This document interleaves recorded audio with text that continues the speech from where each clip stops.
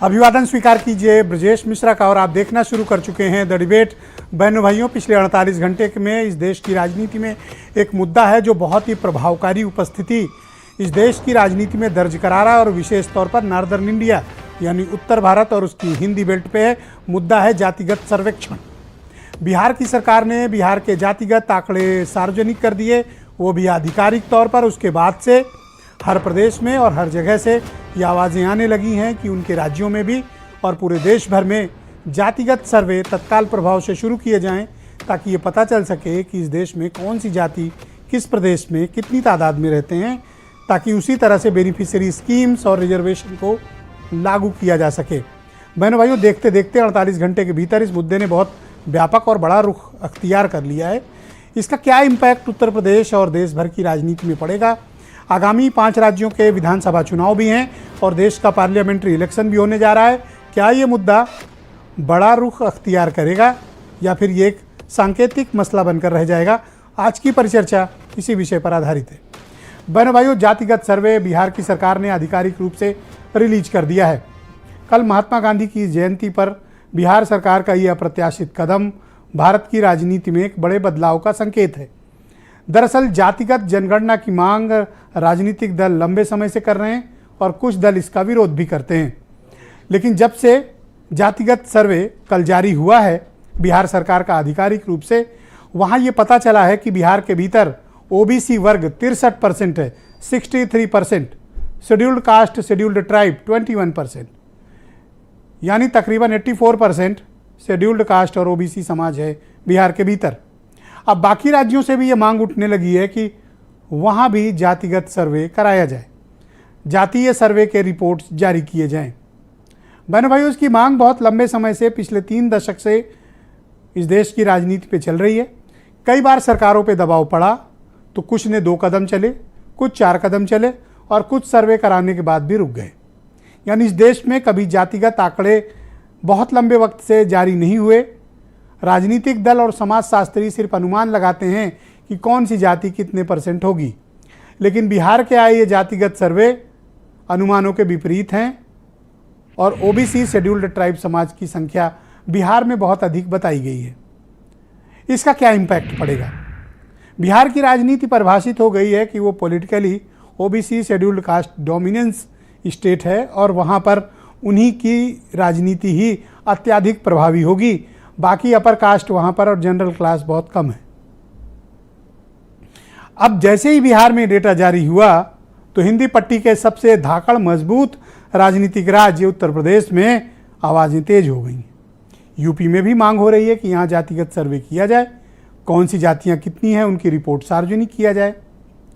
बहनों भाइयों, आपके मन में प्रश्न होना चाहिए कि आखिर इसकी ज़रूरत क्या है, इसकी आवश्यकता आर्थिक, सामाजिक और राजनीतिक। किसी भी समाज का जब हम अध्ययन करते हैं तो ये 3 दृष्टिकोण हमारे समक्ष होते हैं, सामाजिक, आर्थिक और राजनीतिक।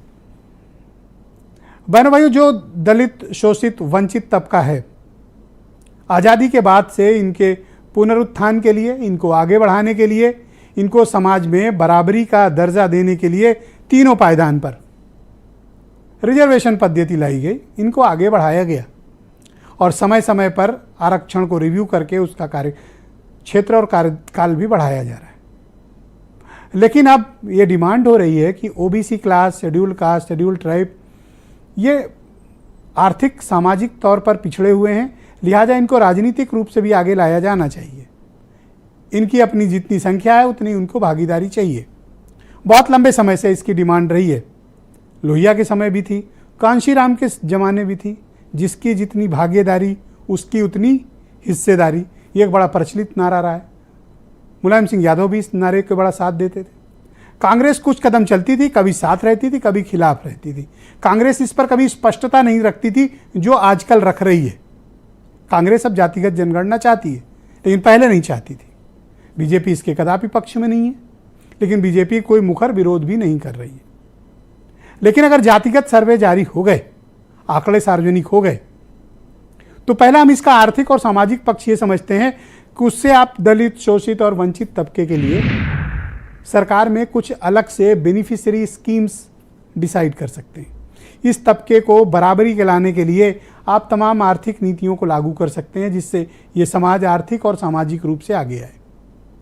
अब मसला फंसता है राजनीतिक, और बहनों भाइयों, राजनीतिक दलों को किसी के आर्थिक और सामाजिक मसले की चिंता बहुत कम होती है, उनको राजनीतिक चिंता अधिक होती है। क्यों? क्योंकि उससे उन्हें लाभ होता है। अगर ये डिसाइड हो गया कि उत्तर प्रदेश में उसी तादाद में ओबीसी या शेड्यूल्ड कास्ट समाज है, तो फिर पॉलिटिकल डोमिनेंस उनका रहेगा या पॉलिटिकल डोमिनेंस की चाहत बढ़ेगी और पॉलिटिकल डोमिनेंस के लिए वो अपने हक की मांग करेंगे। तमाम राजनीतिक दल नहीं चाहते हैं कि जो उनका वर्तमान सेटअप है उसमें कोई छेड़छाड़ हो। जो हिस्सेदारी है वो दे देंगे, लेकिन नेतृत्व और बाकी चीज़ों को अपने पास रखना चाहते हैं। यानी मौजूदा सेटअप को कोई पॉलिटिकल पार्टी, राष्ट्रीय स्तर की पार्टी जल्दी से छेड़ना नहीं चाहती है। और एक बार अगर ये पिटारा खुला तो जाहिर सी बात है कि जिसकी जितनी आबादी होगी उसके हक की मांग उतनी लगेगी, उतनी तेज उठेगी। उतने टिकट भी चाहिए, उतने पद भी चाहिए, उतनी हिस्सेदारी ब्यूरोक्रेसी में भी चाहिए, समाज के विभिन्न वर्गों में चाहिए। यानी एक बार दरवाज़ा खुला तो राजनीतिक दलों के हाथ में चीज़ें नहीं रह जाएंगी। जैसे कि बिहार में स्थितियां ऑलमोस्ट क्लियर हो गई हैं। हालांकि बीजेपी में कुछ लोग हैं, जैसे आज उनके राष्ट्रीय उपाध्यक्ष लक्ष्मीकांत वाजपेयी ने कहा यह डेटा बिहार सरकार का अविश्वसनीय है। अब सरकार ने जारी किया इसलिए हम मानते हैं कि वो डेटा सही होगा, अगर इनकरेक्ट है तो सरकार उसका खंडन करेगी। लेकिन सरकार कोई चीज़ जारी करती है तो सामान्य अवधारणा ये है कि हम लोग उसे स्वीकारते हैं, मानते हैं कि यही डेटा होगा, क्योंकि सरकार हमारे यहाँ सबसे ऑथेंटिक किसी डेटा या रिकॉर्ड या तथ्यों के लिए जानी जाती है। राजनीतिक दल तो गलत बोल सकते हैं, लेकिन सरकारें गलत बोलेंगी तो उनकी अकाउंटेबिलिटी फिक्स करने का हमारे देश में कानून है। तो अब उत्तर प्रदेश में क्या चाहिए? अनुप्रिया पटेल ने भी डिमांड कर दी कि जातिगत जनगणना होनी चाहिए। यह बीजेपी को थोड़ा असहज करने वाला है। बाकी पूरा अपोजिशन बिहार के सुर में सुर मिला रहा है, कराओ यूपी में जातिगत जनगणना। बहनों भाइयों, आ जाए कुछ आप बयान सुन लें इस मसले पर, फिर आज की इस बेहद दिलचस्प डिबेट को हम आगे बढ़ाएंगे।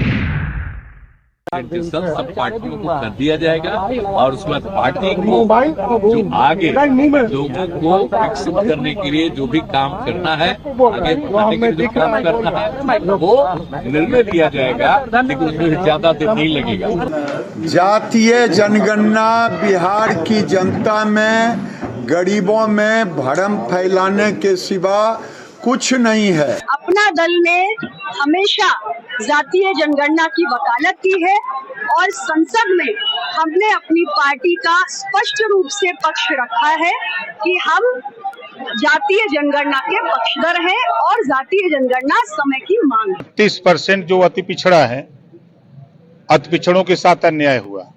जब जब इन लोगों की सरकार बनी तो बार बार नीतीश जी और बार बार लालू जी और रावड़ी जी सीएम बने। अब तो सामाजिक न्याय नहीं दिख रहा है उसमें। कास्ट सेंसस होना ही चाहिए। उत्तर भारत में बिहार हो, उत्तर प्रदेश हो, राजस्थान हो, हरियाणा हो और बाकी क्षेत्रों में भी जाति जनगणना एक बड़ा मुद्दा है। मेरी मांग है योगी आदित्यनाथ जी से, और मैं आज पत्र भी लिख रहा हूं कि आप जाति जनगणना उत्तर प्रदेश में भी कराइए। और हमारी पार्टी का स्टैंड बिल्कुल क्लियर है। आदरणीय राहुल गांधी जी ने कहा है 24 में अगर सरकार बनेगी तो जाति जनगणना होगी। राजनीति में नियम और शर्तें वक्त और ज़रूरत के हिसाब से बदलती हैं। जो कांग्रेस इसका विरोध कर रही थी, आज वो कांग्रेस झंडा उठाकर जातिगत सर्वे कराने के लिए अपने को मुद्दे को इससे जोड़ रही है। बहनों भाइयों, आज की परिचर्चा को आगे बढ़ाएंगे। बीजेपी की प्रवक्ता अनिला सिंह मेरे साथ मौजूद हैं, सुनील सिंह साजन समाजवादी पार्टी से हैं, सुरेंद्र राजपूत कांग्रेस से हैं, प्रोफेसर के त्रिपाठी मेरे साथ मौजूद हैं, जनता दल यूनाइटेड यानी नीतीश कुमार की पार्टी के राष्ट्रीय प्रवक्ता हैं, जाने माने दलित चिंतक डॉक्टर कालीचरण स्नेही जी हमें ज्वाइन कर रहे हैं, और थोड़ी देर में वीरेंद्र सिंह जी भी हमारे स्टेट हेड इस कार्यक्रम का हिस्सा होंगे।